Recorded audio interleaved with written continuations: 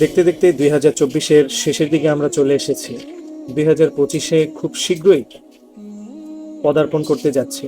একজন মুমিন বান্দা হিসেবে এই মুহূর্তে 3টা বিষয় আমাদের শেখার আছে।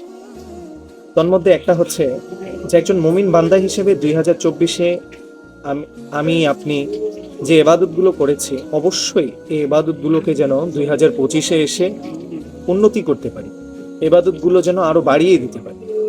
দ্বিতীয়ত, একজন মুমিন বান্দা হিসেবে আমি আপনি 2024-এ যত গুনাহ করেছি, যত পাপ কাজ করেছি, 2025-এ পদার্পণ করার পূর্বে অবশ্যই খুব অনুতপ্ত হওয়া এবং মহান আল্লাহ তাআলার দিকে প্রত্যাবর্তন করা, তওবা করা, যাতে করে এই ধরনের কোনো গুনাহ এবং কোনো সগীরা কবিরা গুনাহ যেন আমার আপনার মাধ্যমে না হয় 2025-এ।